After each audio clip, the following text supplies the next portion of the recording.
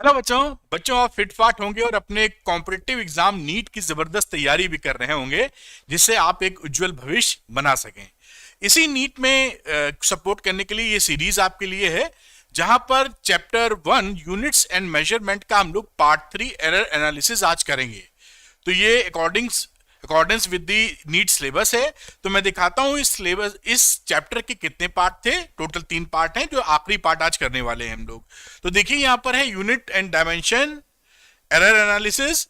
Full chapter schedule क्या था, part 1 part 2 हम लोग कर चुके हैं ऑलरेडी, और इसका वीडियो भी आपको डिस्क्रिप्शन में उसका लिंक मिल जाएगा, तो आप उसको देख लीजिए, जिससे सीक्वेंस में जब आप देखेंगे तो ज्यादा बेहतर आपकी समझ में आएगा। और आज हम लोग करने वाले हैं पार्ट नंबर 3 एरर एनालिसिस। तो ये आज ये चैप्टर हो जाएगा खत्म। चलिए एक कदम आगे चढ़ते हैं। क्या होता है कि जो मैं यहाँ पढ़ाता हूं उसमें कई बच्चे कहते हैं कि अगर उसका पीडीएफ सर मुझे मिल जाए तो पढ़ाई में काफी आसानी होगी। तो वो पीडीएफ भी आप ले सकते हैं। उसके लिए आप ज्वाइन कर लीजिए Arvind Academy Telegram channel. Arvind Academy Telegram channel अगर आप ज्वाइन कर लेंगे तो आपको इसके पीडीएफ भी मिल जाएंगे, वहां मैं अपलोड कर देता हूं और आपकी पढ़ाई काफी आसानी से हो सकती है। अरविंद एकेडमी का एक ऐप भी आता है, मोबाइल ऐप, जिसका लिंक आपको डिस्क्रिप्शन में मिलेगा। यहां पर इस मोबाइल ऐप को भी डाउनलोड कर लीजिए। इसके स्टोर सेक्शन में जाकर आप देख सकते हैं कई नीट के लिए सपोर्टिव मटेरियल हम लोग देते रहते हैं, जो आप लेकर और अपनी पढ़ाई को नेक्स्ट लेवल पे ले जा सकते हैं। चलिए बात को शुरू करेंगे आगे और एरर एनालिसिस की तरफ आते हैं। तो देखिए एरर इन मेजरमेंट की बात की जाए तो एरर होती क्या आप देखें। देखिए जब आप किसी वैल्यू को नापते हैं तो उसकी एक ट्रू वैल्यू होती है ना। मान लीजिए किसी की लंबाई नाप रहे हैं और वो सपोज एग्जाम्पल के तौर पे 2.623 मीटर आ जाती है एग्जाम्पल के तौर पे, और जो मेजरिंग डिवाइस है ये क्या है, this is a true value, असल में जो उसकी लंबाई है। और जब आप इसको नापते हैं, मेजर करते हैं, तो मेजर करने के लिए किसी इंस्ट्रूमेंट का आप सहारा लेते हैं। स्केल लें, कोई और तरीका अपनाएं, लेकिन कोई सहारा लेंगे। उस मेजरिंग इंस्ट्रूमेंट का कुछ लीस्ट काउंट होता है या कुछ कैपेसिटी होती है जिससे ज्यादा रीडिंग वो प्रोड्यूस नहीं कर सकता। तो अगर इसने मान लीजिए नपाई की, जो मेजरिंग इंस्ट्रूमेंट है, मेजरिंग इंस्ट्रूमेंट, वो मेजरिंग इंस्ट्रूमेंट आपको रीडिंग लाके देता है, सपोज करिए 2.65, तो ये रीडिंग इससे थोड़ी सी अलग हो गई। और ये रीडिंग कहां से आई, क्योंकि हमेशा जो मेजरिंग इंस्ट्रूमेंट हम इस्तेमाल करते हैं उसकी कुछ लिमिटेशंस होती हैं, लीस्ट काउंट होता है या कैपेसिटी होती कि इससे ज्यादा नपाई नहीं कर सकता। तो there is a difference between true value and measured value जो आपने नापी है, और उनके डिफरेंस को ही हम लोग बोलते हैं एरर। तो ये एरर क्या है, कितनी जो हमारे कोर्स में वो कितनी तरह की एरर्स हैं, और एरर्स जब कैलकुलेशन में जाती हैं, मल्टीप्लाई होती हैं, सम होती हैं, डिवाइड होती हैं, तो वो एरर कैसे प्रोपोगेट करती हैं, आगे कैसे बढ़ती हैं, या उसका कॉम्बिनेशन ऑफ एरर्स क्या होता है, ये सारी बात आज हम लोग देखने वाले हैं। तो आप लिख सकते हैं मोटे तौर पे error is equal to true value minus measured value, वरना इसका डिफरेंस है ट्रू वैल्यू और मेजर्ड वैल्यू का। इतनी बात आपको समझ में आई होगी कि एरर की कहानी क्या है। अब एक छोटा सा ये फ्लो चार्ट टाइप का है अपने कोर्स के अकॉर्डिंग, कि देखिए यहां पर जो एरर्स हैं वो ब्रॉडरली 2 तरह की होती हैं। बाकी हम लोग एक एक करके पढ़ेंगे भी कि कौन सी एरर का मतलब क्या है। तो एक सिस्टमैटिक एरर, एक रैंडम एरर, आप समझ लीजिए, ये मैंने आपके लिए बना दिया जिससे आसानी समझ में आए। सिस्टमैटिक एरर्स में कई एरर्स हो सकती हैं जो हमारे काम की हैं। एक इंस्ट्रूमेंटल एरर रहती है, और इंस्ट्रूमेंटल एरर में zero error, least count error, constant error, backlash error. तो ये इसका टोपोग्राफी है या फ्लो चार्ट है। अब एक एक करके देखते हैं कि एरर्स में सिस्टमैटिक एरर क्या है, फिर रैंडम एरर भी देखेंगे, और इसके अंदर जो एरर्स आ रही हैं उसका क्या मतलब होता है, फिर आगे बढ़ेंगे जिससे पूरी बात हमारी कंप्लीट हो। तो ये रही बातचीत सिस्टमैटिक एरर्स की, यानी कि ये जो एरर्स हैं, एरर के अंदर सिस्टमैटिक एरर क्या होता है। तो लिखा है कि these are the errors whose causes are known. ये वो एरर्स हैं जिनका कारण हमको मालूम होता है। रैंडम एरर वो हो जाएंगी बाजू वाली जिसका कारण हमको मालूम नहीं होता, वो बाद में बात करेंगे अभी। तो सिस्टमैटिक एरर्स का मेन चीज क्या है, जिसका कॉज हमको मालूम है ना। To know they can be either positive and negative, ये हमारी पॉजिटिव भी हो सकती है नेगेटिव भी। तो जिनका कॉज नोन है वो सिस्टमैटिक एरर्स, जिनका कारण ही नहीं पता चल पाता है वो हैं रैंडम एरर्स। खैर एक कदम और आगे, अगली बात देखते हैं इंस्ट्रूमेंटल एरर। ये इंस्ट्रूमेंटल एरर कहां आई?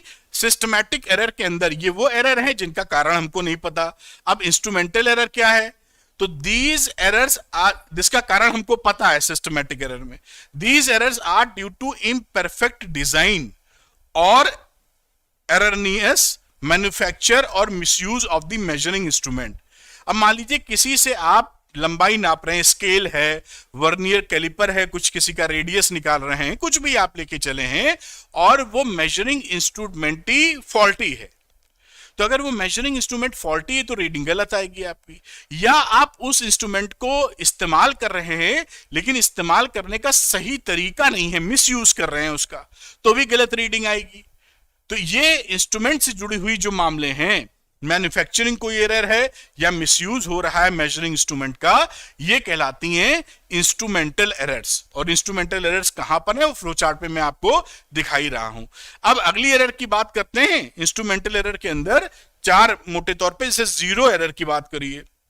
अब ये देखिए, ये इंस्ट्रूमेंटल एरर यहां आ गई थी, और भी होती है सिस्टमैटिक, और उसके अंदर ये चार एरर्स और जल्दी जल्दी देख लेते हैं। तो ये पहली आ गई जीरो एरर। अब इसमें क्या है? If the zero mark of vernier scale does not coincide. अब जो वर्नियर स्केल आप लेते हैं, वर्नियर कैलिपर, अगर उसका जीरो मार्क एमएसडी का और वीएसडी का मैच नहीं कर रहा है, मेन स्केल डिवीजन और वर्नियर स्केल का कह लीजिए, एमएस और वीएस का जीरो पे जीरो नहीं आ रहा है, तो ये जीरो एरर है। यही नहीं, जो स्केल आप यूज करते हैं, जिसे आप पटरी, रूलर, स्केल, जो भी भाषा बोलते हैं, उसमें बाय द वे जीरो का निशान मिट गया है, तो आपको जीरो पता ही नहीं कहां पर है, अंदाजा मारेंगे तो वो भी जीरो एरर है। तो इसे बोलते हैं जीरो एरर। अब अगली एरर की बात करते हैं, जो इसके बाद आती है लीस्ट काउंट एरर। तो लीस्ट काउंट और permissible error, this error is due to the limitation imposed by the least count of the measuring instrument. It is an uncertainty associated with the resolution of the measuring instrument. भाई जो least count error है वो इसलिए होती है कि जिस भी डिवाइस का मेजरिंग इंस्ट्रूमेंट का जो लीस्ट काउंट होता है वो ज्यादा से ज्यादा उतनी रीडिंग नाप सकता है, उससे ज्यादा प्रिसाइज रीडिंग आपको नहीं दे पाएगा। तो ये लिमिटेशन हो गई या एरर हो गई, जो इंस्ट्रूमेंट पकड़ेंगे उसी हिसाब से उसका लिस्ट काउंट और मामला आगे, तो रिजॉल्व नहीं कर पाएंगे मेजरमेंट को बहुत ज्यादा प्रिसाइसली। तो हर मेजरिंग इंस्ट्रूमेंट की अपना एक लिस्ट काउंट, और वो लिस्ट काउंट की वजह से उसका एक एरर कि उससे ज्यादा नाप नहीं सकते, ये लिस्ट काउंट एरर है। फिर कांस्टेंट एरर की बात करते हैं हम लोग। ये देखिए, ये कांस्टेंट एरर यहां पर आ रहा है। तो कांस्टेंट एरर में क्या? The errors which affect each observation by the same amount are called constant errors. अब ये जो एरर्स आती हैं ये फॉल्टी कैलिब्रेशन की वजह से आती हैं। सपोज करिए एक वेट लेने वाली वेइंग मशीन है, और मैं उसका वेइंग मशीन पे क्या है कि शुरुआत जो उसका कांटा है, पॉइंटर है, वो जीरो की जगह क्या है, 1 किलो पहले ही दिखा रहा है। तो जब भी आप, जैसे मैंने वजन नापा और मेरा वजन इस पे है 100 किलो, लेकिन उस पे अगर मैं खड़ा होता हूं तो 101 किलो आ जाएगा, क्योंकि एक तो फॉल्टी है, पहले ही वो बता रहा था। तो ऐसी ही क्या कौन सी एरर हो गई? Constant error. तो किसी का वजन अगर 70 केजी है या 72 केजी है तो उस पे खड़ा होगा तो 73 केजी आ जाएगा, यानी हमेशा 1 किलो एडिशनल आएगा, क्योंकि वो पॉइंटर पहले से 1 किलो बता रहा था वेट लेने वाली मशीन का, जीरो की जगह 1 पे था। तो ये एक कांस्टेंट जो सब में एरर आती जाती है उसे हम बोलते हैं कांस्टेंट एरर। बहुत अच्छी बात। फिर बैकलैश एरर। तो बैकलैश एरर क्या होती है? देखिए, जब मान लीजिए स्क्रू गेज है, तो स्क्रू गेज में जब हम एक रिवोल्यूशन उसका करते हैं ना, एक चक्कर घुमाते हैं गुंडी का, तो वो जितना आगे बढ़ता है उससे बोलते पिच। अगर आप जल्दी जल्दी घुमाने लगे उसको तो क्या होगा, कभी कभी रोटेशन की जगह वो स्लिप कर जाता है। तो बहुत फास्ट रीडिंग लेने के चक्कर में अगर आप तेजी से रोटेट करेंगे तो स्लिप कर जाएगा और उसकी वजह से वो सही रीडिंग आपको नहीं देगा। इसे बोलते हैं बैकलैश एरर। यही बात यहां पे लिखी है, ये आप पढ़ सकते हैं। इसको दूर करने का तरीका क्या कि धीरे धीरे घुमाएं उसको, है ना, जिससे वो स्लिप ना करे, रोटेट हो और रीडिंग बदलती रहे। तो ये हो गई आपकी बैकलैश एरर, जैसा आप समझ पाए। इसके अंदर एक कदम और आगे हम लोग बढ़ते हैं। अब ये कॉजेज ऑफ सिस्टमैटिक एरर्स, जो ये सिस्टमैटिक एरर्स थी, ये सिस्टमैटिक एरर्स, एरर के अंदर जिसका कॉज हमको कारण पता होता है, उसके क्या क्या कारण हो सकते हैं। तो पहला कारण क्या है? Instrumental errors may be due to erroneous instrument, यानी इंस्ट्रूमेंट जो है वो एरर के साथ ही है हमारे पास, मैन्युफैक्चरिंग डिफेक्ट है उस इंस्ट्रूमेंट के अंदर, तो एक कॉज ये हो सकता है। तो उसमें क्या है, these errors can be reduced by using more accurate instrument. एक ऐसा इंस्ट्रूमेंट लेके आए जो मैन्युफैक्चरिंग अच्छी हो, जिसमें ये डिफेक्ट ना हो, एंड अप्लाइंग जीरो करेक्शन, और कहीं जीरो एरर वहां मिल रही है तो जीरो करेक्शन को अप्लाई करके काम कर लिया जाता है। जैसे आप लैब में अगर एक्सपेरिमेंट करें वर्नियर कैलिपर का, तो जीरो एरर आती है तो उसको आप उस तरीके से डील कर लेते हैं। दूसरी क्या है, sometimes error arise on account of ignoring certain facts.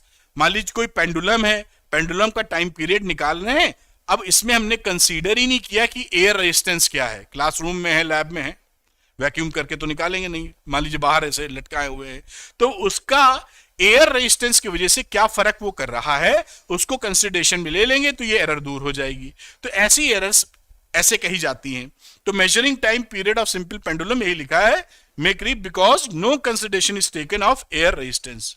तो एयर रेजिस्टेंस वाला फॉर्मूला अप्लाई करके आप उससे बच सकते हैं या उसका रेमेडी कर सकते हैं। Change in temperature, pressure, humidity. अब मान लीजिए प्रेशर, टेम्परेचर, ह्यूमिडिटी से भी रीडिंग्स अलग आ जाती हैं, सिस्टमैटिक एरर्स उपज जाती है, तो उसको भी आप थोड़ा सा टेक केयर कर सकते हैं। Sometimes errors in the result, relevant correction can be made, जिससे ये हम मिनिमाइज कर सकें। आगे बात करते हैं रैंडम एरर की। अब यहां पर आपने ये देखा था बच्चों कि ये रैंडम एरर, दूसरी वाली ये रैंडम एरर थी। तो रैंडम एरर्स में क्या होती हैं, जिनके कॉज नहीं नोन है या जो एकदम से हो जाती, जैसे कि मान लीजिए आप कोई रीडिंग ले रहे हैं और अर्थक्वेक आ जाए, मजाक की बात कर रहे हैं, तो अर्थक्वेक आया, छोटा सा, पता ही नहीं चला आपको और रीडिंग गलत आ गई। या बिल्डिंग के बगल से कोई ट्रक पास हो गया, करते हुए मोटरसाइकिल पास हो गई, वो होती नहीं बहुत तगड़ी आवाज जो करती है उससे वाइब्रेशंस हुए, रीडिंग बदल गई। कोई बच्चा या आपका दोस्त थोड़ी दूर पे खड़ा हुआ है, छींक देता है, वो खांसी आ जाती है उसको। तो इस तरह के वाइब्रेशंस या एकदम से हो जाती हैं जो चीजें, जो हम समझ ही नहीं पाते क्यों हो रही हैं, तो ऐसी एरर्स को हम बोलते हैं रैंडम एरर्स। ठीक, कभी कभी वो समझ में आती है, कभी कभी हमें समझ में नहीं आती ये क्या है। तो इनकी रेमेडी क्या है, इनको दूर कैसे करेंगे? इनको दूर ऐसे करते हैं कि हम एक ही रीडिंग पे भरोसा नहीं करते हैं, उसकी 5 रीडिंग ले लेते हैं। कोई 5 का मतलब नहीं, ज्यादा रीडिंग ले लेते हैं, 3, 4, 5, 6, 7, 8, जितनी ज्यादा रीडिंग ले लेंगे उतनी ज्यादा ये रैंडम एरर उसमें कम पाई जाएगी।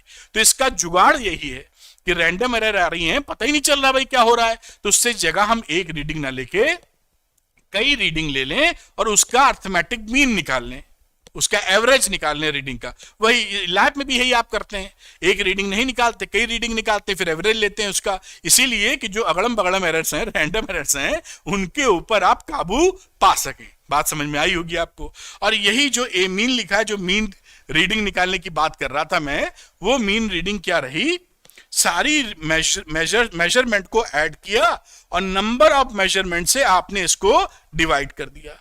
ये सिग्मा है, इतना शायद जानते होंगे, कैपिटल सिग्मा, और इसका मतलब समेशन भी होता है, यानी जोड़ की बात होती है, इतना पकड़ा होगा, सम की बात है, तो इसको सम करके लिखने का तरीका 1/n हो गया। ये एवरेज निकाल लिया आपने। इतनी बात हमें समझ में आ गई, जो थ्योरेटिकल एस्पेक्ट है जिसकी जानकारी आपको होनी चाहिए। चलिए अब explanation of expression of errors की बात करते हैं। ये errors can be expressed in the following वे। ये एरर्स कैसे एक्सप्रेस की जाएंगी, इनकी बातचीत को आगे बढ़ाते हैं।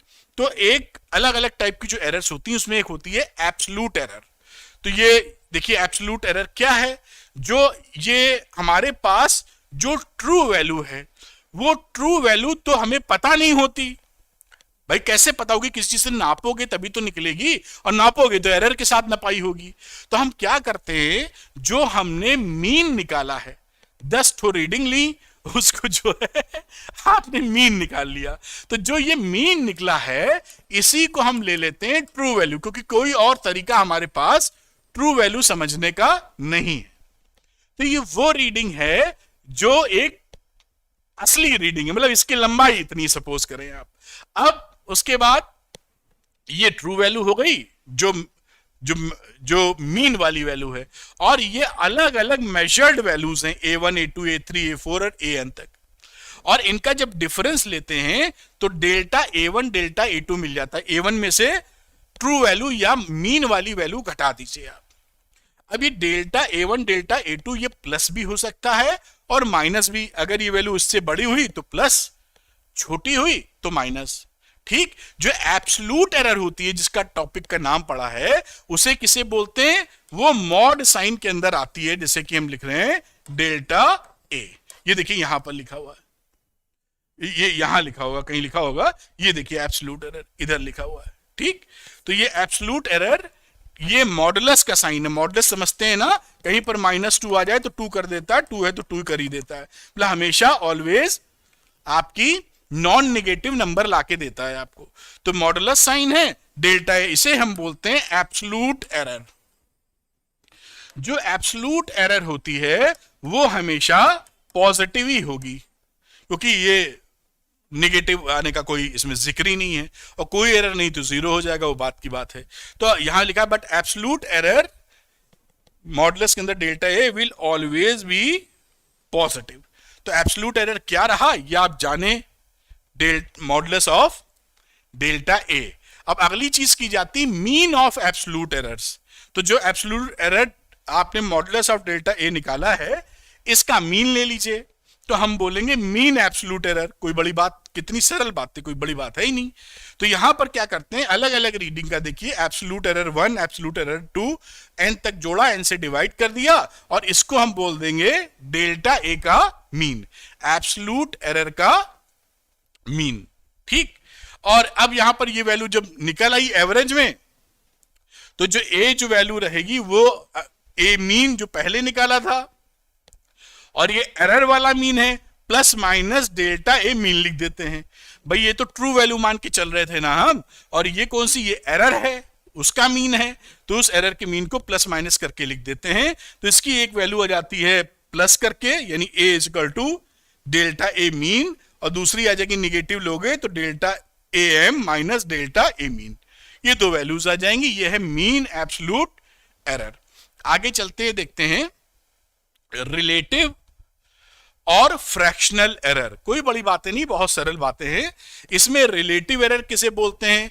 डेल्टा ए मीन अपॉन जो मेजर्ड वैल्यू या ट्रू वैल्यू है, ये एरर वाला है डेल्टा ए मीन, इसे बोल देंगे हम लोग relative mean, delta A upon delta A upon A mean के तहत। इस तरह याद कर लीजिए आप। ठीक, ये रेशियो है, और रेशियो है तो कोई इसका, ये देखेंगे तो कोई इसका यूनिट नहीं निकलेगा, दोनों क्वांटिटी का रेशियो है। आगे एक कदम बढ़ाएं अगर हम लोग, तो परसेंटेज एरर आती है। तो परसेंटेज एरर में क्या है, जो हम लोगों ने रिलेटिव या फ्रैक्शनल एरर पीछे निकाली थी, ये रिलेटिव या फ्रैक्शनल एरर, इसी को आप 100 से मल्टीप्लाई कर दीजिए, तो ये डेल्टा ए बन जाएगा, और ये कहानी क्या हो जाएगी, दिस इज परसेंटेज एरर। ये परसेंटेज एरर हो गया। और बात को समझते हैं, एक एग्जांपल ले लेते हैं, उसमें कई सारी छोटी छोटी बातें निकालनी है, उसका सारा लेके हम लोग निकाल लेंगे। अब देखिए यहां पर जो ये क्वेश्चन है लिखा है, the diameter of a wire as measured by screw gauge was found to be 2.620, और ये वैल्यूज यहां लिखी हुई हैं। अब हमें कैलकुलेट करना है बेटा जी, इसके अंदर मीन वैल्यू ऑफ डायमीटर, कई चीजें हैं, तो मैं शुरुआत पहले से करता हूं, और जैसे जैसे जो टॉपिक आएगा वो कैलकुलेशन में लेते चले जाएंगे। तो मैं यहां पर पहला पार्ट लेता हूं, जिसमें मीन वैल्यू ऑफ डायमीटर निकालना है। तो मीन निकालने का सिंपल मतलब होता है जो ऑब्जर्वेशन है उनका सम divided upon number of observation. तो 620 प्लस 2.625 प्लस 2.630 प्लस 2.628 प्लस 2.626 और इसको हमने डिवाइड किया, कितनी रीडिंग थी? 5, 1 2 3 4 5 और 5 से डिवाइड कर दिया, तो ये वैल्यू करीबन कितनी आ जाएगी? 2.6258 सेंटीमीटर। और ये तीन सिग्निफिकेंट फिगर्स में थी डेसिमल के बाद, तो इसको हम लिख सकते हैं 2.626 centimetre, rounding off to 3 decimal places. बात समझ में आई होगी? ये आप जो सिग्निफिकेंट फिगर हम लोगों ने पढ़ा था पिछला चैप्टर, उसमें सब बातें आपको सिखाई थी। कहीं भी डाउट हो तो वो भी आप वीडियो देखिए। Super core clarity, concept clarity मिलेगी और वही काम करेगी आपके लिए। तो पहला वाला खेल खत्म हो गया। मैं कलर को बदल पीला ले लेता हूं और दूसरे को करने की कोशिश करता हूं। तो absolute error in each measurement, A mean निकल आया है। तो यहां पर मैं अगर लेने की कोशिश करूं तो डेल्टा A1 वाला फॉर्मूला लगाऊंगा। मैं लिख देता हूं यहां एक के लिए, बाकी हम लोग लिखे बिना कर लेंगे। तो इस रीडिंग का हालचाल क्या होता है? A1 minus mean. तो ये वैल्यू क्या आ गई? A1 का मतलब था 2.620 माइनस A मीन कितना है? 2.626। इसको घटा के लिखेंगे तो माइनस में आ जाएगा 0.006 सेंटीमीटर। इसी तरह मैं A2 का जिक्र करता हूं। ये फॉर्मूला आप समझ गए, चलिए एक बार लिख देता हूं क्योंकि आगे आप समझ लेंगे इसको। तो ये रहा A2 माइनस AM, मतलब दूसरा वाला 2.625 माइनस 2.626। अगेन वैल्यू छोटी है तो माइनस में 0.001 सेंटीमीटर।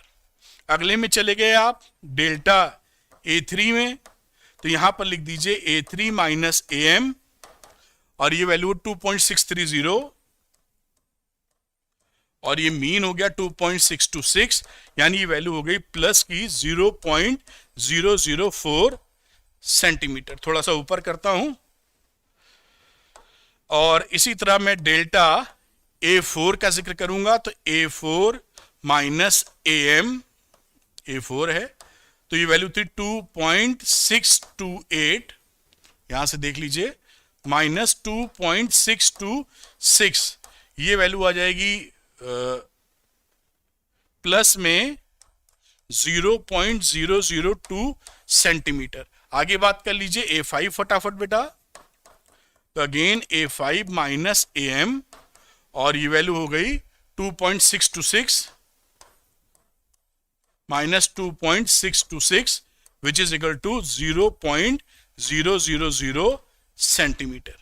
तो ये एब्सोल्यूट, ये जो एब्सोल्यूट एरर ईच मेजरमेंट, ये ईच मेजरमेंट में ये हमने निकाली है प्लस माइनस। अब यहां पे मॉडुलस लगा देंगे तो वो एब्सोल्यूट एरर बन जाएगी। एब्सोल्यूट एरर में मॉडुलस में, तो मॉडुलस में सारी वैल्यूज आ जाएंगी तो ये एब्सोल्यूट एरर हो जाएंगी। बात समझ में आई होगी? अगर मैं लिख दूं डेल्टा A1, तो क्योंकि हमेशा पॉजिटिव ही लेते हैं तो 0.006 सेंटीमीटर लिख देंगे आप।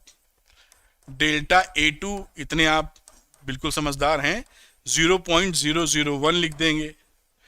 डेल्टा A3 की बात करें इसी तरीके से तो 0.004 सेंटीमीटर लिख देंगे। फिर थोड़ा ऊपर करना पड़ेगा। तो डेल्टा A4 लिखेंगे तो इसको लिख देंगे 0.002 सेंटीमीटर और डेल्टा A5 का जिक्र करेंगे तो 0.000 सेंटीमीटर। ये एब्सोल्यूट एरर्स आ गई। मीन निकालने का जिक्र करते हैं, यहीं पे मीन निकाल लेते हैं, फिर अगले पे चलेंगे। नंबर 3 में मीन एब्सोल्यूट एरर की बातचीत की थी इन्होंने। नंबर 3 पकड़ते हैं बेटा और इसे लिख रहे हैं मीन एब्सोल्यूट एरर। तो मीन एब्सोल्यूट एरर आप जानते ही हैं, डेल्टा ए अगर निकालें, यहाँ ए एम लिख देते हैं, तो सारी इन वैल्यूज को जोड़ देंगे या 5 से डिवाइड कर देंगे। तो ये जो वैल्यूज थी डेल्टा एम वाली, ये फॉर्मूला में लिख देता हूं, चलो ये इस तरीके से जोड़ेंगे। मैं अच्छी तरह आपको समझाने के चक्कर में हूं, इसलिए मैं इसको हर चीज आपको डिटेल में बता रहा हूं। अपॉन 5, क्योंकि 5 ऑब्जर्वेशन है, वैल्यू लिख दीजिए। तो 0.006 प्लस 0.001 प्लस 0.004 फिर 0.002 प्लस 0.000, और इसको आप डिवाइड कर देंगे कितने से, 5 से। तो ये जो वैल्यू बनेगी, देखिए ये बनेगी 0.0026, और फिर राउंडिंग ऑफ कर देंगे, क्योंकि ये जो डाटा है ये डेसिमल के बाद 3 डेसिमल प्लेस तक गए हैं।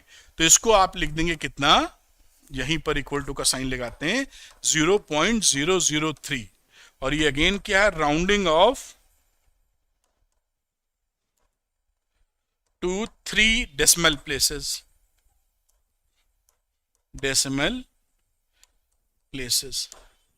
तो ये 3 पार्ट निकले। चौथे में फ्रैक्शनल एरर पूछा था या रिलेटिव एरर, तो उसको नेक्स्ट स्लाइड में करते हैं। यहां करेंगे तो जब आपको मिलेगा इसका पीडीएफ तो दिखेगा नहीं। ये रही फ्रैक्शनल एरर या रिलेटिव एरर की बात। तो यहां पर आ जाते हैं, जो हमारी फ्रैक्शनल एरर या रिलेटिव एरर होती है नंबर 4, जो हम फ्रैक्शनल एरर बोल रहे हैं, उसे आप लिख देते हैं plus minus delta A mean upon a m, और ये वैल्यू कितनी आ गई, प्लस माइनस 0 पॉइंट अभी निकाला था 003, और ए एम था 2.626, तो विच इज प्लस माइनस 0.001। तो ये फ्रैक्शनल एरर आ गई आपकी। पूरी एक एक बात मैं समझा रहा हूं। और आगे देखें तो परसेंटेज एरर थे, यानी इसको 100 से मल्टीप्लाई कर दीजिए।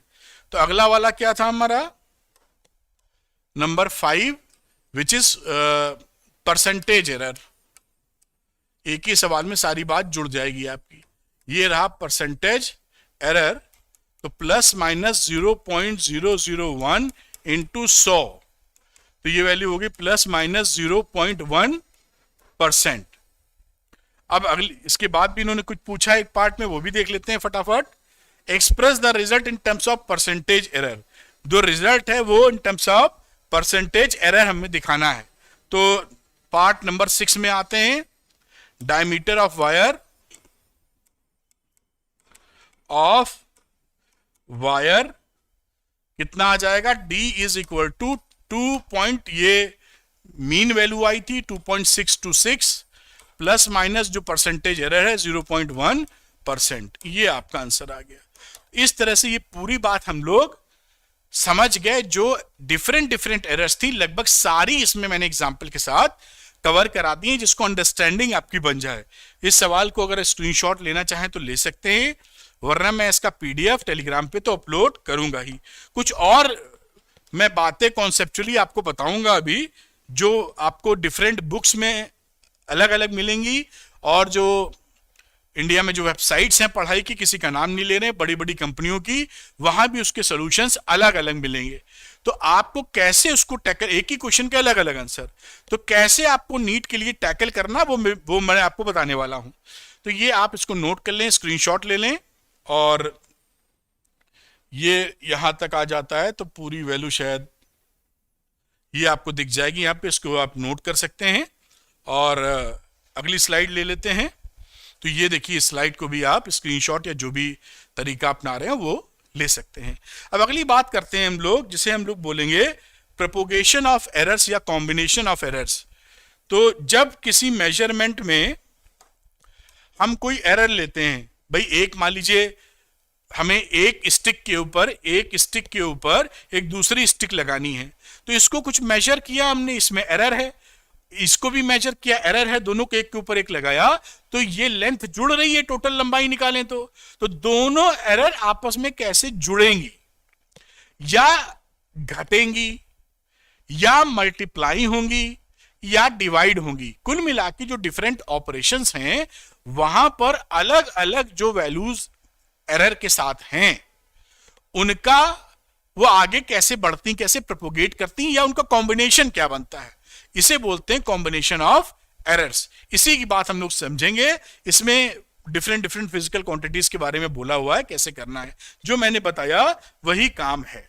अब आगे देखते हैं कि मान लीजिए एरर्स इन सम और डिफरेंस, कोई भी जैसे ये वैल्यू है a प्लस माइनस b और जहां डेल्टा लिखा रहता है वो एरर रहती है।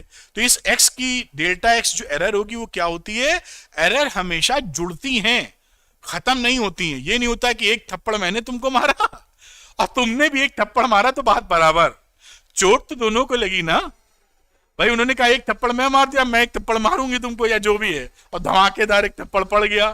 तो थप्पड़ का आंसर थप्पड़ देने पर एरर कैंसिल नहीं होती है, तो एरर हमेशा जुड़ती हैं। बात पकड़ में आ रहा है ना, कुछ भी हो जाए एरर विल कंबाइन। तो यहां पर चाहे वो a माइनस बी की कहानी हो, घट रही हो वैल्यूज या जुड़ रही हो वैल्यूज, दोनों ही कॉम्बिनेशन में एरर्स हमारा देखिए जुड़ गई हैं। यानी डेल्टा x जो है यहां पर हमने delta a plus delta b कर दिया है, इन दोनों की एरर को a और b की एरर को जोड़ा है, फिर प्लस माइनस लिख दिया है। तो हमेशा एरर को जोड़े या घटे आप हमेशा जोड़ेंगे। मेरे ख्याल से अगला एक एग्जाम्पल होगा जिसको मैं करके दिखाता हूं, जिससे ये और आपके जहन तक, दिमाग तक अच्छे से पहुंच जाए। तो देखते हैं, the volume of the two bodies are measured to be v1, ये वैल्यू है, और v2 ये जो प्लस माइनस करके लिखा रहता है ये डेल्टा v है, यानी ये एरर है। तो मैं यहां पर अगर मैं v1 का जिक्र करूं आपको अच्छी तरह बताने के लिए, तो 10.2 प्लस माइनस 0.02 लिख सकता हूं, सेंटीमीटर क्यूब है, तो चलिए लिख दीजिए। और इसी तरह मैं जगह यहां थोड़ी कम है, मैं नीचे लिख दूंगा। तो v2 की बात ले लेते हैं, which is 6.4 plus minus 0.01 centimetre cube. ये डाटा हमें दिए गए हैं, हमें मालूम ये क्या चीजें होती हैं, ये this is delta v2, v2 का डेल्टा v2 यानी error plus minus, this is delta v1। तो अगर मैं निकालूं डेल्टा v यानी टोटल एरर कितनी है, तो प्लस माइनस एरर आपस में जुड़ जाएंगी। तो प्लस माइनस लगाया, ये एरर जोड़ दीजिए 0.02 प्लस 0.01, और ये वैल्यू बन गई प्लस माइनस 0.03 सेंटीमीटर क्यूब। ये एरर का जोड़ आ गया। फाइनल फिगर लिखने की बात करेंगे जो, तो एक में आ जाएगा, कैसे लिखते हैं, v1 प्लस v2 जैसे कर लीजिए, और v1 माइनस v2, तो v1 प्लस v2, ये फिगर देखिए v1 v2 कर रहे हैं, तो ये इसे ले रहे हैं 10 ये मत ले लेना, ये 10.2 एरर के हटाते हुए ये 6.4, तो 10.2 प्लस 6.4, ये वैल्यू हो गई 16.6 सेंटीमीटर क्यूब। और यहां पर v1 माइनस v2 निकाल दिया, विथआउट एरर घटा रहे, तो 10.2 माइनस 6.4 वैल्यू हो गई 3.8 सेंटीमीटर क्यूब। तो सम ऑफ वॉल्यूम्स क्या रहा, तो सम ऑफ वॉल्यूम्स, इन दोनों को जब जोड़ के लिखेंगे तो ये सम ऑफ वॉल्यूम में ये फिगर आ गई v1 प्लस v2 16.6, और एरर, तो एरर कितनी निकली है, प्लस माइनस 0.03, ये आपका सम ऑफ वॉल्यूम है। इसी तरह difference of volumes, difference of volumes, तो ये वैल्यू कितनी निकल आई बेटा, 3.8, ये जो फिगर थी, और इसमें प्लस माइनस 0.03 सेंटीमीटर क्यूब, और ये हम लोगों का आंसर हो गया। इस तरीके से ये वैल्यू निकाली जाएगी, आप अच्छे से पकड़ लीजिए, जिससे कॉन्सेप्ट क्लैरिटी पूरी बनी रहे। बाकी तो क्वेश्चन हम लोग लगाते ही रहेंगे। हट जाता हूं जिससे आप नोट कर सकें। एक कदम और आगे बढ़ाते हैं। अगर हमारे पास डिवीजन है, मल्टीप्लिकेशन है, पहले लेते हैं एरर्स इन प्रोडक्ट, तो ये x कोई वैल्यू लिए, दो मेजरिंग वैल्यूज हैं a और b, और इनको मल्टीप्लाई किया गया है। ए में भी कुछ एरर है, बी में भी कुछ एरर है, तो वो एरर्स कैसे सेटल डाउन होंगी? तो यहां पर इस जो रिलेटिव टर्म्स में एरर्स जुड़ जाती हैं, यानी delta X upon X, error हमेशा जोड़ेंगी तो delta A upon A plus delta B upon B और प्लस माइनस तो यहां रहेगी। तो इन केस ऑफ प्रोडक्ट ये एरर्स रिलेटिव मैनर में इस तरह ऐड हो जाती हैं। और अब डिवीजन की बात करेंगे तो भी आप देखेंगे यही फॉर्मूला आता है उसमें। अगर हम डिवीजन की बात करें, एरर इन डिवीजन, तो ये वैल्यू कोई है एक्स की ए अपॉन बी। अब इसकी एरर की बात करें तो एरर भी इसमें भी डेल्टा एक्स अपॉन एक्स, ये एरर्स रिलेटिव मैनर में इस तरह ऐड हो जाती हैं। तो डिवीजन हो या मल्टीप्लिकेशन हो, एरर्स हमेशा रिलेटिव मैनर में ऐड होके प्लस माइनस के साथ चलती हैं। चलिए इस पे एक सवाल लेते हैं, और ये सवाल जो है, इस सवाल में थोड़ा मैं आपको समय दूंगा क्योंकि ये सवाल लोचेदार है। लोचेदार क्यों है? इसका आप डिफरेंट बुक्स में मेथड देखेंगे तो अलग मिलेगा, कुछ बुक्स में किसी तरह, कुछ बुक्स में किसी तरह। तो मैं आपको फर्क बताऊंगा एनसीईआरटी में जो दिया है वो मेथड अपनाते हुए, और आपके नीट में जब क्वेश्चन आता है तो अक्सर किस मेथड से आंसर निकल आता है, दोनों से आंसर डिफरेंट आते हैं। ठीक, तो चलिए पहले एनसीईआरटी वाला सही मेथड देखते हैं कि अगर इसका ऑप्शंस हमारे पास नहीं है एबीसीडी आंसर्स के, तो इस सवाल को हम कैसे करेंगे बेस्ड ऑन एनसीईआरटी मेथड, जो कि सही मेथड है। तो यहां पर हम लोग देखेंगे, calculate focal length of spherical mirror from the following observations. You they रखा है विथ एरर, जो नपाई में आई होगी, ये वी दे रखा है। हम ये जानते हैं कि स्फेरिकल मिरर के लिए हमारा फॉर्मूला होता है 1/f is equal to 1/u plus 1/v। अगर f निकालें तो इसको सॉल्व करें तो आप लिख सकते हो uv upon u plus v। अगर f निकालें और uv की वैल्यू विदाउट एरर रख दें तो वैल्यू कितनी आ जाएगी 50.1, फिर उसके बाद 20.1, इनको जोड़ देना चाहिए 50.1 क्योंकि ये जुड़ा है, प्लस 20.1, और ये f हमारी कितनी आ जाएगी सॉल्व करने के बाद 14.3 सेंटीमीटर। तो ये पहला f निकला जिसमें एरर अभी इंक्लूड नहीं की गई है। अब देखिए यहां पर आप कुछ सिखाने के चक्कर में मैं बता रहा हूं, कई बच्चों को आइडिया कम रहता है, इसलिए आप पकड़ लेंगे तो मजा ले पाएंगे। देखिए डिफरेंशिएशन इसको करना पड़ेगा, तो जो डिफरेंशिएट करने का तरीका इजी मेथड वो बताता हूं। मान लीजिए कोई एक्सप्रेशन लिखा है x square is equal to y cube plus z की पावर 4, आपको इसे डिफरेंशिएट करना है। तो हम क्या करते हैं, एक्स स्क्वायर को पहले डिफरेंशिएट करेंगे। तो एक्स स्क्वायर का डिफरेंशिएशन क्या होता है, डेरिवेटिव 2x। तो यहां लिखिए बेटा 2x और x की जगह लिख दीजिए dx। यहां पे y क्यूब का डेरिवेटिव 3y स्क्वायर और dy, z के लिए 4z क्यूब और dz। ये जो dx होता है और ये जो डेल्टा x होता है, इसमें फर्क इतना ही होता है कि डेल्टा x का मतलब डिफरेंस। तो जब डेल्टा x इनफाइनाइटली स्मॉल हो जाता है तो वो बन जाता है क्या, dx। dx क्या है, डिफरेंस इन टू क्वांटिटीज जब इतना स्मॉल हो टेंडिंग टू 0, और डेल्टा x का मतलब उसकी कोई डिफरेंस है। तो इस तरह से यहां पर इस फॉर्मूले को आप इस तरह भी नोट कर सकते हैं जब आपको इसका रिक्वायरमेंट मिले। मैं इसलिए बता रहा हूं कि आपको कहीं और भी कोई दिक्कत का सामना ना करना पड़े। अब मैं इस सवाल की तरफ जाऊंगा। ये फिजिक्स की किताबें आप पढ़ते हैं, उसमें बहुत जगह इस्तेमाल हुआ रहता है।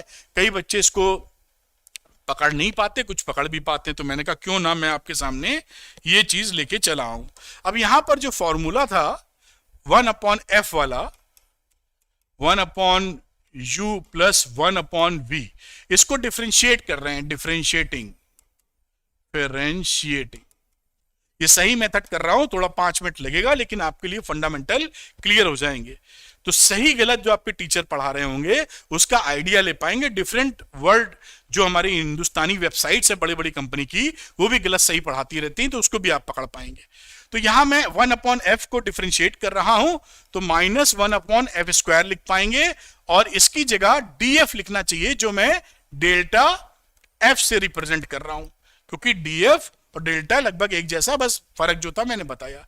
यहां करोगे तो 1/u² डेल्टा u, फिर 1/v² एंड डेल्टा v। जैसे डिफरेंशिएट करने का तरीका इधर सिखाया। सब में माइनस उड़ा दो तो ये वैल्यू हो गई डेल्टा f/f² और delta u/u² plus delta v/v²। अगर मैं डेल्टा f का जिक्र करूं तो f² से मल्टीप्लाई कर देंगे तो ये वैल्यू हो जाएगी f²/u² और इंटू डेल्टा u प्लस यहां हो जाएगा f²/v² इंटू डेल्टा v। ठीक है, ये सही मेथड है एनसीईआरटी पे बेस्ड। अब यहां पर मैं वैल्यू रखता हूं, f/u की वैल्यू रख दीजिए 14.3। f कहां से निकला, ये निकला, और u गिवन था उसके अंदर, तो 14.3 और 50.1 का रहा ये square into delta u which is 0.5। ये डेल्टा u कहां से आया है, ये डेल्टा u 0.5 है, ये डेल्टा v 0.2 है। ठीक, तो यहां पर फिर f/v की बात है तो 14.3 का अपॉन 20.1 का स्क्वायर इंटू 0.2। अब इसको जब आप सॉल्व करेंगे तो 0.0407 प्लस 0.1012 और प्लस माइनस 0.1419 सेंटीमीटर, और ये आ जाएगा अप्रोक्सीमेटली आपका प्लस माइनस 0.1 सेंटीमीटर। तो f क्या आया, क्योंकि ये डेसिमल के बाद एक ही नंबर तक जा रहा था तो ये 0.1 कर दिया राउंड करके, तो f की वैल्यू क्या आ गई 14.3 जो ये वैल्यू थी, और ये जो एरर वाली डेल्टा f निकली है वो प्लस माइनस हो जाएगी 0.1 और दिस इज द आंसर। ये आपका आंसर हो जाएगा on the basis of correct NCERT method. अगर कहीं पर आपको ऑप्शंस नहीं दिए हैं तो ये करने का तरीका होगा। अब क्या रहता है कि आपके यहां नीट में ऑप्शन दिए रहते हैं, तो वहां पर आप अगला जो मेथड मैं बता रहा हूं तेजी से, उस मेथड से पहले ट्राई कीजिएगा, आंसर लगभग मिल जाता है। ना मिले तो फिर इसको ट्राई कीजिएगा सवाल गलत कहने से पहले। बात समझ में आई होगी। अगला जो मेथड है उसको भी मैं यहां करवा रहा हूं, तो जिससे कि आपको पूरा क्लैरिटी मिल जाए। देखिए, हम लोगों ने जो वैल्यू निकाली थी वो f की निकाली थी uv/u+v। तो यहां पर हम रिलेटिव एरर के फॉर्म में लिखते हैं, ये दोनों प्रोडक्ट हो रहे हैं, ये डिवाइड हो रहा है, तो मैं इसको लिखता हूं डेल्टा f/f डेल्टा u, क्योंकि मल्टीप्लाई है तो मल्टीप्लाई में भी रिलेटिव एरर ऐसे ही चलती हैं, डेल्टा v/v, और इसे लिख सकते हैं डेल्टा डिवाइड है ये u+v/u+v। देखिए, अब यहां पर आ गए delta f/f delta u/u plus delta v/v, और ये डेल्टा अंदर ले ली, delta u plus delta v/u+v। यहां पे वैल्यूज रख दीजिए आप। तो ये डेल्टा f, और f हमने पीछे से निकाली थी 14.3, ये देखिए, तो इस वैल्यू को हम लोग 14.3 यहां पर रख देंगे, और उसके बाद 0.5/5 50.1, 0.2/20.1, 0.5 प्लस 0.2/50.1 प्लस 20.1। अब अगर आप इसको सॉल्व करेंगे फर्दर, डेल्टा f/14.3, तो ये वैल्यू आएगी 0.0299, और यहां से डेल्टा f जो आएगा वो 14.3 इंटू 0.0299 विच इज अप्रोक्सीमेटली 0.42757, और ये बन जाएगा 0.4 सेंटीमीटर। तो f यहां पर क्या मिलेगा, f की जो वैल्यू थी 14.3, समझिएगा अच्छी तरह, प्लस माइनस 0.4 सेंटीमीटर। तो यहां पर देखिए हुआ क्या, ये आंसर और ये आंसर फर्क है। देखिए एरर 0.1 आ रही है और यहां पर आंसर में 0.4 आ रहा है। आपके यहां जो सवाल नीट में आते हैं वो नॉर्मली इस मेथड से ऑप्शंस मैच हो जाते हैं। आप समझिएगा फर्क, जैसे आप अच्छी तरह समझ पाए। तो ये पहले करिएगा, ऑप्शन मैच हो जाए तो आंसर आ गया। अगर वो ऑप्शन मैच नहीं होता, बाय द वे आपको लगता कोई ऑप्शन भिड़ ही नहीं रहा है, तो फिर आपको इस मेथड की तरफ जाना होगा, क्योंकि सही ये मेथड है पूरी तौर पे बात करें जब ऑप्शन नहीं दिया होता, और करते इस तरीके से भी है। आंसर दोनों में अलग अलग आ रहा है जैसा देख पाए हैं। चलिए आगे की बातचीत करते हैं। और तो नेक्स्ट स्लाइड पे आते हैं। यहां पर देखिए अगर हमारा x लिखा है, कोई पावर्स में लिखा है, a की पावर n एंड b की पावर m, तो हमारा जो एरर रहता है वो रिलेटिव एरर के फॉर्म में चलता है। प्लस माइनस ये n जो पावर है वो इधर आएगा, डेल्टा a अपॉन a बनेगा, और ये निगेटिव नहीं लिखना है, प्लस में ही चलेंगी errors, m delta b upon b। इस तरीके से हम डील करते हैं पावर्स वाले केस में। इसका भी एग्जाम्पल लेते हैं जिससे आपको बहुत अच्छी तरीके से बातें समझ में आ जाएं। तो चलिए, लिखा है the radius of sphere is measured to be this one. ये जो लिखने का तरीका क्या है वो, अगर मैं r बोल दूं तो r is equal to r plus minus 0.5 error के चक्कर में लिखा हुआ है। Calculate it surface area with error limits. तो सरफेस एरिया का जो फॉर्मूला होता है, सरफेस एरिया स्फीयर की बात कर रहे हैं, तो ये हो गया s is equal to 4 pi r square. 4 लिखा, पाई की जगह हमने लिखा 22/7, और रेडियस की बात की तो ये r plus minus delta r के फॉर्म में है, तो विच इज 2.1 का स्क्वायर। ये वैल्यू आ जाएगी 55.44, जिसे हम 55.4 सेंटीमीटर स्क्वायर बोल देंगे। 55 भी दिख रहा होगा आपको। ये तो हमने क्या निकाल लिया, s। विथ s में क्या एरर्स हैं ये निकालना पड़ेगा। तो s में देखिए फॉर्मूला जो लिखी है, ये फॉर्मूला लिखा है, s is equal to 4 pi r square. तो इसके हिसाब से इसकी एरर कैसे चलेगी, डेल्टा s अपॉन s, ये जो कांस्टेंट टर्म होता है इसमें तो कोई एरर लेते नहीं हम लोग, तो 4 पाई तो एरर फ्री है। ये r स्क्वायर में r की पावर 2 है, तो 2 लिखेंगे, डेल्टा r अपॉन r लिखेंगे।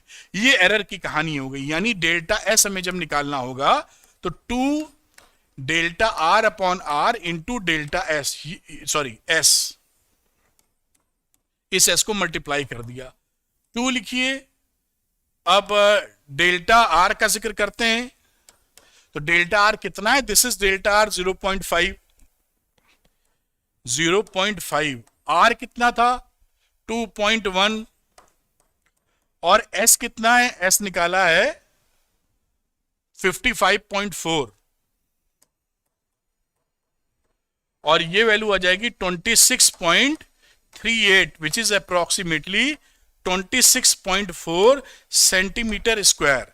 तो ये देखिए ये निकला हमारा डेल्टा s, और वहां से निकला s, तो हमारा फाइनल फिगर क्या बना, जिसे हम जब s लिखेंगे तो s plus minus delta s लिखते हैं, है ना, जो विथ एरर की बात करें। तो ये हो गया 55.4 प्लस माइनस 26.4 का सेंटीमीटर स्क्वायर। ये रहा आपका आंसर।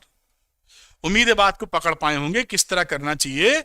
ये मैंने आपको एलिबरेट करने की, मैं हटता हूं, इसको नोट कीजिए, फिर हम लोग एक सवाल और लेंगे जिससे हम बातों को अच्छी तरीके से पकड़ पाए। मेरे ख्याल से नोट कर लिया होगा आपने। अगला क्वेश्चन लेते हैं बेटा। इसमें देखिए लिखा find the relative error in z। ये सवाल आ चुका है ऐसे आपके नीट में। z is equal to a की पावर 4, b की पावर 1/3, c d की power 3/2 and the percentage error in the measurement of A, B, C, D are 4%, 2%, 3%, 1% respectively. Relative error हमको निकालना है। तो रिलेटिव एरर क्या हो जाएगा, इसकी बात करें हम लोग, तो यहां पर आप लिखेंगे डेल्टा Z अपॉन Z, जिसे आप रिलेटिव एरर कहते हैं। फिर ये देखिए A की पावर 4 है तो 4 आगे आ जाएगा, डेल्टा A अपॉन A। फिर B की पावर 1/3 है, 1/3 आ जाएगा, डेल्टा B अपॉन B। फिर ये C है नीचे, माइनस नहीं करिएगा, केवल डेल्टा सी अपॉन सी, 1 इंटू मतलब 1 इंटू, फिर से लिख देता हूं जिससे बच्चे को कहीं कंफ्यूजन ना हो, डेल्टा सी अपॉन सी, फिर डी की तरफ चले तो 3/2 डेल्टा डी अपॉन डी। इस कहानी को हम ये समझ पाए हैं। अब यहां पर परसेंटेज में दिया है, तो अगर मैं परसेंटेज में निकालूं तो सबको 100 से मल्टीप्लाई कर दो, परसेंटेज में चेंज हो जाएगा।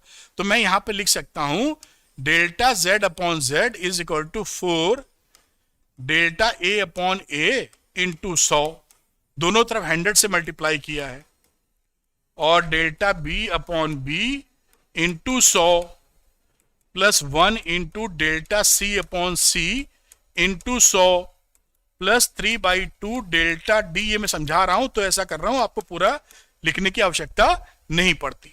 अब जो आपको परसेंटेज एरर ए की दे रखी है, this is the percentage error of A, तो ये 4 हो गया इंटू इस पूरे की वैल्यू कितनी है 4%, 1/3 इतने की वैल्यू कितनी है 2%, इतने की वैल्यू कितनी है 3%, और ये डी वाले की इतनी की वैल्यू कितनी है 1%, ये डी लिखा हुआ है 1। अब इसको आप जोड़ दीजिए। अच्छा, यहां पे 100 मल्टीप्लाई करना रह गया था तो कर देता हूं यहां पर, तो ये वैल्यू आ जाएगी कितनी 16 प्लस 2/3 प्लस 3 और 3/2। जब सॉल्व करेंगे तो आ जाएगा 21.16%। This is the percentage error. और रिलेटिव एरर की ये क्या है, this is the percentage error. Percentage error कितनी आई 21, ये जो निकाली है 21.16%। और रिलेटिव एरर क्या आई, तो रिलेटिव एरर में हम इसको 100 से डिवाइड कर देंगे तो रिलेटिव एरर मिल जाएगी हमको, तो 0.2116, ये आपका आंसर हो गया। तो इन सवालों को ये तेजी से तो मैंने समझा रहा हूं इतना, वरना आप ओरली कर देंगे कई बार, थोड़ी प्रैक्टिस बन जाएगी। तो इसको नोट कर लीजिए, अगला सवाल करते हैं। तो इस तरीके से ये सवाल किए जाते हैं। एक कदम और आगे बढ़ाते हैं बेटा और अगले सवाल की तरफ चलते हैं। यहां पर देखिए, ये आपके यहां आया हुआ कई सवाल है, लिखा हुआ है if the error in the measurement of radius of a sphere, sphere के रेडियस में, कलर को बदल लेता हूं, 2% है, then the error in the determination of volume of the sphere, इसमें कितना एरर होगा। तो वॉल्यूम ऑफ स्फीयर कितना होता है 4/3 पाई आर क्यूब। अब यहां पे जब इसकी रिलेटिव एरर आप लेके चलते हैं तो delta v upon v, constant की कोई एरर नहीं, पावर 3 है तो 3 डेल्टा आर अपॉन आर, ये एरर की कहानी हो जाती है। अब यहां पर जो वैल्यू लिखी है 3 लिख दिया, और ये 2% देखिए यहां पे परसेंटेज एरर है, तो परसेंटेज एरर का मतलब है डेल्टा आर अपॉन, ये परसेंटेज एरर है, समझाने के लिए आपको इसकी वैल्यू हमें लिखी है 2%, तो जो रिलेटिव एरर हो जाएगी 100 से डिवाइड करके, यानी डेल्टा आर अपॉन आर वो केवल 2 हो जाएगी। रिलेटिव एरर की बात करें तो परसेंटेज में ही लिखा है, तो यहां पर मैं लिख देता हूं 2%, डेल्टा आर अपॉन आर जो समझ पाए थे कितना हो गया 6%, और 6% के अनुसार आंसर इज डी। इस तरह से सवाल फटाफट हो जाएगा, कोई तकलीफ आपको नहीं होगी। एक कदम और आगे बढ़ाएंगे, इसको नोट कर सकते हैं, मैं हट जाता हूं। चलिए एक कदम और आगे बढ़ाते हैं, अगले क्वेश्चन पे चलते हैं। ये भी देखिए आया हुआ है कई बार, R is equal to V upon I, V दे रखा है दिस वन एंड I दे रखा है this one, I plus minus delta I, ठीक है। What is the total error in R, हमें टोटल एरर इन R निकालना है, रिलेटिव एरर या परसेंटेज एरर के फॉर्म में निकालना है। तो अगर मैं लिखूं delta r upon r percentage के फॉर्म में तो इंटू 100, और इस फॉर्मूले के अनुसार delta V upon V into 100, इसके अनुसार delta I upon I into 100। अब यहां पर डेल्टा V अपॉन V का बात करूं तो ये 5 लिखा हुआ है, तो 5 को आप 5/100, ये 100 है तो ये 5 हो गया अपॉन 100 हो गया इंटू 100। डेल्टा आई की बात करेंगे तो 0.2 अपॉन 10 इंटू 100, तो ये वैल्यू कितनी बन गई, 5 आ गई, और यहां वैल्यू आ जाएगी आपकी 2, 0 0 काटेंगे 10 का 2, यानी 7% इज द आंसर, और ये ऑप्शन नंबर बी है। इस तरीके से इसको आप कर सकते हैं, देख लीजिए। फिर आगे हम लोग अगला सवाल देखेंगे। तो ये आया हुआ सवाल बड़ी आसानी से हो सकता है, कोई उसमें परेशानी खड़ी नहीं होती। एक कदम और आगे चलते हैं बेटा।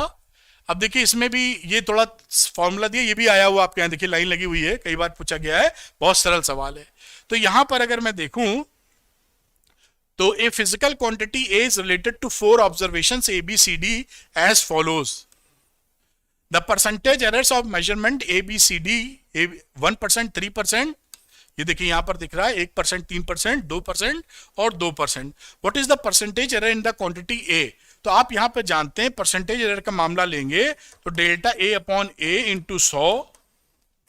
अब देखिए पावर 2 है ना, तो 2 into delta A upon a into 100, फिर ये 3 है बी की power, delta B upon b into 100। ऐसे जब प्रैक्टिस हो जाएगी तो लिखना नहीं पड़ेगा आपको। फिर सी की पावर 1 है तो 1 इंटू डेल्टा सी अपॉन सी इंटू 100, प्लस डी की पावर रूट में तो आधा हो जाता है, अंडर रूट डी लिखने का मतलब है डी के पावर आधा, तो half into delta D upon D into 100। ये फॉर्मूला टाइप लिख दिया, वैल्यू फिट कर दीजिए इसके अंदर, तो 2 लिखा। ये परसेंटेज एरर है पूरा यहां से यहां तक, तो ए में परसेंटेज एरर थी 1, बी में परसेंटेज एरर है 3, और सी में परसेंटेज एरर है 2, और फिर अगले वाले में 2 है। इतना परसेंट आपका एरर आवेगा, तो वैल्यू क्या आ गई 14%, और ये आंसर हो गया आपका डी। इस तरीके से देखिए सवाल करेंगे, आसान सवाल हैं, प्यार से करिए, थोड़ा सा ध्यान देके आप बहुत बढ़िया करने वाले हैं। तो इसको आप नोट कर लीजिए। अगला एक सवाल फिर से लेते हैं जो आपके नीट में आया हुआ है। तो नेक्स्ट क्वेश्चन लेते हैं। देखिए ये भी आपका पूछा जाने वाला काफी अच्छा सवाल है। In an experiment to measure the height of a bridge by dropping stone, ऊपर से ड्रॉप कर रहे हैं, इनटू वाटर, ऊपर से पानी में गिरा रहे हैं। If the error in measurement of the time is 0.1 second at the end of 2 second, जो एरर टाइम के मेजरमेंट में है वो 0.1 सेकेंड है जब हमारे 2 सेकेंड खत्म होते हैं। Then the error in estimation of height of the bridge, height of the bridge में क्या एरर होगी? तो देखिए हमारा जो फॉर्मूला होता है S इज इक्वल टू या H is equal to UT plus half, यहां GT स्क्वायर हो जाएगा, और हेयर U इज 0, क्योंकि इनिशियली हम ड्रॉप कर रहे हैं पत्थर को, तो H की वैल्यू क्या हो जाएगी 0 प्लस हाफ GT स्क्वायर। अब यहां पर हम वैल्यू रख देते हैं, ये हाफ रही, 9.8 कोई फर्क नहीं, कांस्टेंट है, और T का मतलब है 2 सेकंड बाद, 2 सेकंड बाद H की आई कह रहे ना, after 2 second, at the end of 2 second. इसको कैलकुलेट करोगे तो वैल्यू आ जाएगी 19.6 मीटर। अब अगर हम यहां पर इस फॉर्मूले को देखें, ये जो फॉर्मूला आया है हमारे पास हाफ GT स्क्वायर, इसमें एरर की बात करें तो हम क्या लिखेंगे, delta H upon H relative error आधा G, ये तो कांस्टेंट है, कांस्टेंट में क्या एरर, तो T स्क्वायर है, तो स्क्वायर वाला टर्म प्लस माइनस लिख देते हैं, 2 डेल्टा T अपॉन T। ये वैल्यू देखिए बन गई, रख दीजिए प्लस माइनस 2, और डेल्टा T कितना 0.1 सेकेंड, 2 सेकेंड बाद मामला हो रहा है, तो प्लस माइनस 1 अपॉन 10। तो डेल्टा H कितना आ गया यहां से, तो delta h is equal to इस एच से मल्टीप्लाई कर दीजिए विच इज 19.6, तो प्लस माइनस एच अपॉन 10 है, यानी प्लस माइनस 19.6। ये अलग कैलकुलेशन थी, थोड़ा ऊपर कर लेना चाहिए, 19.6 अपॉन 10 और answer will be plus minus 1.96 metre. ये आपका आंसर आ गया, ऑप्शन नंबर सी है। इस तरह से सवाल लगेगा और ये एक ठीक ठाक सवाल है, थोड़ा सा भी ध्यान देंगे तो कर पाएंगे। इसको नोट कर लीजिए, मैं इसको दिखा देता हूं, फिर आगे की चर्चा करूंगा। ये देखिए आपके सामने है, इस क्वेश्चन को नोट कर लीजिए, कैसे करना है उसकी बातचीत कर लेते हैं। चलिए आगे करते हैं, ये मेरे ख्याल से दिख गया होगा पूरा आपको। अब देखिए अगला जो सवाल है, ये जो मैंने आपको भसड़ बताई थी कि अभी आप देखेंगे, तो वैसा सवाल है कि किसको हम किस मेथड से करें। तो मैं इसी को लेता हूं, यहां लिखा the values of two resistors are R1 ये वैल्यू है, R2 हमारी ये वैल्यू है। The percentage error in the equivalent resistance when they are connected in parallel. तो जब पैरेलल में कनेक्शन करते हैं तो हम ये फॉर्मूला यूज करते हैं, आपको याद है। जो फोकल लेंथ वाला निकाला है कुछ वैसा ही आ जाएगा, यानी R डैश की बात करें तो आप क्या लिखते हैं, R1 R2 upon R1 plus R2। अब क्योंकि ये आपके यहाँ जैसे मेडिकल एंट्रेंस एग्जामिनेशन में पूछा गया सवाल है, तो पहले कौन सा मेथड यूज करना वो दिखाता हूं जिससे आंसर मैच करेगा यहां पर। तो मैं R पैरेलल या R डैश की बात, RP लिख देता हूं इसको, चलो ये R डैश का मतलब R पैरेलल। तो ये वैल्यू हो गई R1 R2 upon R1 plus R2। तो ये रिलेटिव एरर के फॉर्म में लिख दीजिए, तो ये डेल्टा RP अपॉन RP, ऊपर मल्टीप्लाई हो रहे हैं तो रिलेटिव एरर ऐसे ही चलेगी, delta R1 upon R1 plus delta R2 upon R2। और अभी मैंने लास्ट समझाया था आपको, तो वहां लिख सकते हैं delta R1 plus delta R2, ये नीचे वाले का, अपॉन R1 प्लस R2। पिछला इसी सवाल में लोगों ने किया था। अब यहां पर आप वैल्यू रख सकते हैं, डेल्टा R1 क्या ऊपर से 0.3 और R1 है 6, फिर ये 0.2 अपॉन 10, डेल्टा R1 R2 तो ये 0.3 और 0.2 और 10 प्लस 6 16। आप देख थोड़ा सा ऊपर कर लेते हैं, और अब यहां पर देखिए ये वैल्यू अगर देखेंगे तो ये इसको जब आप सम करेंगे तो 0.10125 निकलेगा आपका। तो अगर इसका परसेंटेज एरर लेंगे RP इंटू 100, तो 100 से मल्टीप्लाई कर देंगे इसको, 0.10125 इंटू 100, तो ये आ जाएगा 10.125%। और ये आंसर आपका मिलेगा जो ऑप्शन नंबर सी है। देखिए,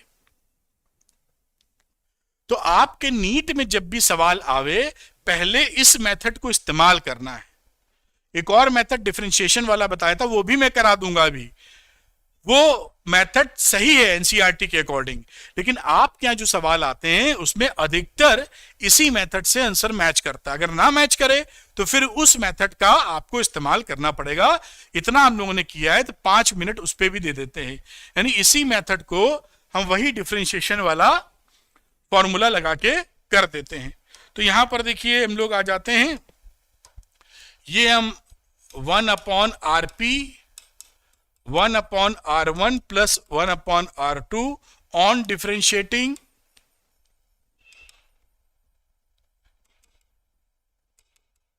बोथ साइड्स।